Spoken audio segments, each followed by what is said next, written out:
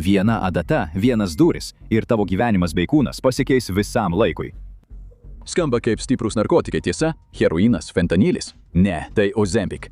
Aš Džošas ir šiandienos Infographic Show laidoje atskleisime tiesą apie tai, ką iš tikrųjų daro Ozempic ir kiti svorio metimo vaistai tavo kūnui. Ozempic iš pradžių nebuvo skirtas svorio metimui. Jis turėjo būti stebuklingas vaistas nuo nutukimo. Tai buvo vaistas nuo diabeto, bet didesnėmis dozėmis jis perima kontrolę. Jis imituoja tavo sotumo hormonus, GLP-1 hormonus. Tavo kūnas neklausia klausimų, jis tiesiog priima tai. Tai kodėl mes nestovime eilėse dėl šio stebuklingo vaisto injekcijų? Nes kiekvienas stebuklas turi savo kainą ir Ozempic taip pat. Ozempic daugiausia veikia tavo žarnyną, tai jautri ekosistema. Net ir nedideliai pokyčiai tavo mityboje ar gėrimuose gali ją išbalansuoti. Ozempic ir jo konkurento Wegovy vartojimas gali sukelti rimtų pokyčių organizme. Iki 20% vartotojų pradėję vartoti didesnės dozes praneša apie pykinimą ir vėmimą kaip šalutinį poveikį. Tavo kūnas gali jaustis tarsi puolamas, bet jis mokosi, prisitaiko ir stiprūs simptomai laikui bėgant praeina. Apie 30% žmonių vartojančių šiuos vaistus, kaip dažną šalutinį poveikį, nurodo viduriavimą. Daugumą šių virškinimo problemų galima palengvinti palaipsniui didinant dozę, o ne iš karto pradedant vartoti visą kiekį. Kita vertus, tie patys hormonai gali sulėtinti virškinimą, sukelti vidurių užkietėjimą, dažnai kartu su dujomis ir pilvo pūtimu. Ir šitos dalies jie tikrai nerodo reklamose. Tačiau tai nėra vienintelis šalutinis poveikis galintis sugriauti jūsų planus. Vienas iš dalykų, kurių žmonės labiausiai laukia planuodami numesti svorio, yra galimybė daugiau nuveikti. Jie turės daugiau energijos, sveikesnius sąnarius ir galės ilgiau išlikti aktyvūs, nepavargdami. Tačiau iš pradžių taip gali ir neatrodyti. Nuovargis yra dažnas šalutinis poveikis tiems, kurie vartoja Wegovy. Jį patiria 11% žmonių, o iš Ozempic vartotojų jį patiria 5%. Manoma, kad taip yra dėl svyruojančio cukraus kiekio kraujyje ir organizmo prisitaikymo prie mažesnio maisto kiekio. Tačiau vienas šalutinis poveikis sulaukia daugiausia dėmesio ir jį pastebėsite pirmiausia. Kai žmonės numeta svorio, dažnai pasireiškia kosmetinis aspektas.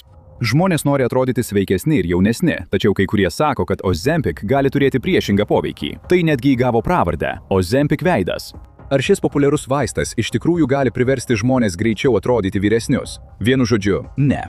Ozempic ir kiti panašūs vaistai leidžia žmonėms numesti svorio daug greičiau nei įprastai, o tai pašalina riebalus iš viso kūno, įskaitant veidą, todėl oda tampa laisvesnė ir labiau matomos raukšlės. Tai gali sušvelnėti laikui bėgant, kai oda prisitaiko prie lieknesnio kūno. Tačiau kai kurie GLP-1 vartotojai skuba pas dermatologus, nerimaudami, kad Ozempic gali priversti juos atrodyti senesnius. Ir staigmenos tuo nesibaigia. Ozempic asmenybė. Kai kurie vartotojai pastebėjo nuotaikos ir elgesio pokyčius, kai kurie netgi praneša apie padidėjusį nerimą, depresiją ar retais atvejais žalingas mintis. Tačiau iki šiol atlikti tyrimai nerado jokio ryšio tarp GLP-1 vaistų ir tokių minčių. Ekspertai teigia, kad dauguma teiginių yra paremti tik asmeniniais pasakojimais. Yra net ir Ozempic užpakalis, suglebusi oda, kuri gali atsirasti po greito svorio kritimo. Tai gali palikti kūno vietas suglebusias ar subliuškusias, ypač aplink išraiškingesnės kūno dalis. Tačiau tai nėra tiesioginis vaisto šalutinis poveikis. Tai tiesiog didelio svorio netekimo per trumpą laiką pasekmė. Tačiau yra dar vienas kosmetinis šalutinis poveikis, kuris gali būti dar labiau neraminantis. Ozempic ir Wegovy vartotojai pranešė apie slenkančius plaukus. Tai sukėlė laikiną paniką, kad žmonės nupliks dėl savo svorio mažinimo papildų. Tačiau tai buvo retas šalutinis poveikis. Tik 3% Wegovy vartotojų pranešė apie šį keistą šalutinį poveikį. Procesas dažniausiai yra laikinas, nesusijęs su stipriu ar visišku plaukų slinkimu, tačiau tai gali kelti nerimą. Manoma, kad tikėtina priežastis yra gyvybiškai svarbių vitaminų ir mineralų sumažėjimas dėl pasikeitusios mitybos, kurį galima atstatyti papildų kursu. Tačiau šis stebuklingas vaistas gali daryti daugiau nei tik keisti jūsų kūną. Jis gali paveikti ir jūsų smegenis. Kai kurie GLP-1 vartotojai praneša apie galvos skausmus netrukus pradėjus vartoti vaistą, tačiau gamintojai teigia, kad jie dažniausiai praeina po kelių savaičių. Nėra tiesioginio ryšio su pačiu vaistu, tačiau egzistuoja netiesioginis. Virškinimo sistemos šalutinis poveikis gali sukelti dehidrataciją, o tai gali išprovokuoti stiprius galvos skausmus. Sprendimas – visada turėkite po ranka vandens buteliuką. Tačiau šį kitą šalutinį poveikį paaiškinti nėra taip lengva. Vis daugiau Ozempic ir Wegovy vartotojų praneša apie keistą reiškinį – jų sapnai keičiasi.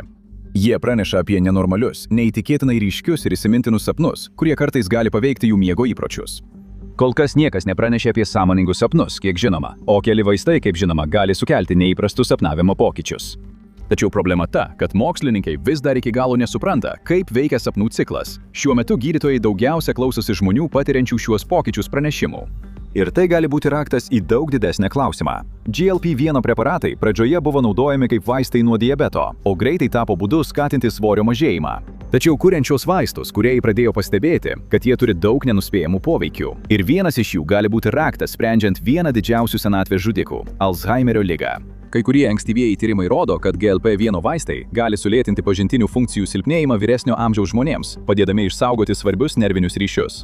Tyrimai vis dar yra pradinėse stadijose, todėl niekas neteigia, kad Ozempic pagerins ilgalaikę smegenų sveikatą, bet ir neatmeta tokios galimybės. Tačiau šis stebuklingas vaistas turi ir rimtų trūkumų. Vis daugiau gydytojų ir pacientų skambina pavojaus varpais dėl keistų šalutinių poveikių, kurie atrodo atsiranda iš niekur, todėl kai kurie ima svarstyti, ar vaistas nedaro daugiau žalos nei naudos. Ir šie poveikiai gali paveikti kai kuriuos svarbiausius jūsų organus, pavyzdžiui, kasą. Stipriai susijusi su diabetu, kasa gali būti paveikta šių vaistų, o retais atvejais gali išsivystyti pankreatitas. Rizika yra maža, tačiau gydytojai perspėja atidžiai stebėti pirmuosius požymius. O kai kuriais atvejais organizme atsiranda nepageidaujamų dalykų. Vienas iš labiausiai erzinančių GLP-1 vaistų šalutinių poveikių iki šiol buvo tulžies akmenys, skausminga būklė, dėl kurios gali tekti pašalinti tulžies pūslę. Gydytojai įspėja, kad nors tulžies akmenys buvo siejami su Ozempic vartojimu, tai nėra tiesioginis ryšys. Greitas svorio kritimas bet kokiu būdu gali juos sukelti. Organizmas patiria neįprastą krūvį, o kai tulžies pūslė nesugeba susidoroti su papildoma iš kepenų gaunama tulžimi, gali kilti problemų. Yra vienas organas, kuris mums siunčia pavojaus signalą, bet ne žmonėms.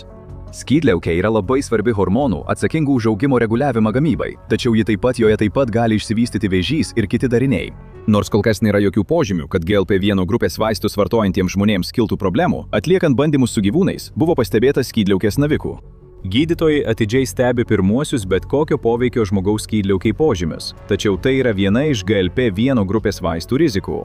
Jie kišasi į subtilę hormonų pusiausvyrą, o tai gali sukelti nenuspėjamų ir pavojingų pasekmių. Ir vienu atveju tyrėjai baiminosi, kad tai gali sutrikdyti pagrindinę žmogaus funkciją.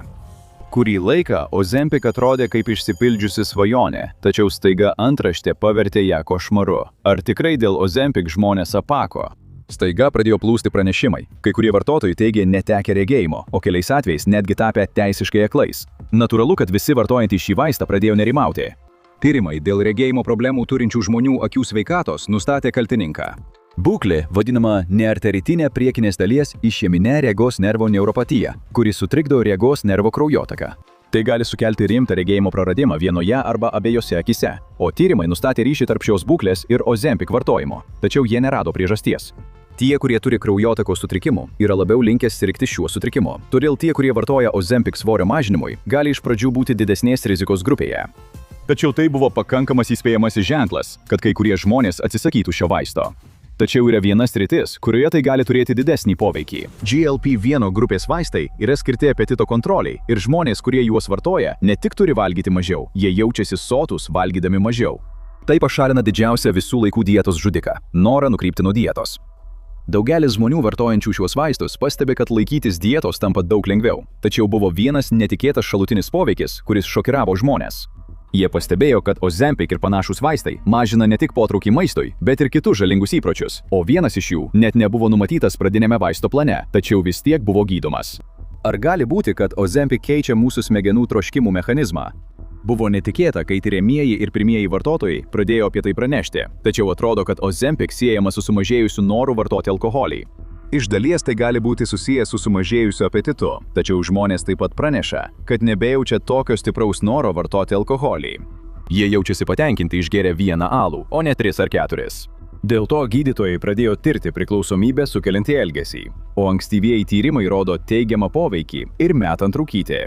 Ar šios vaistų kompanijos tiesiog rado būdą įveikti priklausomybę? Šie tyrimai kelia nerimą kai kuriems žmonėms, nes vis daugėja įrodymų, kad GLP-1 vaistai keičia ne tik jūsų hormonus ir kūną, jie veikia ir jūsų smegenis. Tokie šalutiniai poveikiai kaip galvos skausmai, virškinimo sutrikimai ar net nuotaikos pokyčiai verčia kai kuriuos gydytojus būti atsargesnius. Nepaisant to, žmonės ir toliau rikiuojasi į eilę dėl to, kas gali būti lengviausia dieta istorijoje. Tai ką darysite su tuo nauju kūnu, kurį suteikė Ozempic? Sužinokite, kaip per didelis patrauklumas gali iš tikrųjų sugadinti jūsų gyvenimą, šokiruojanti tiesa, arba pažiūrėkite šį vaizdo įrašą.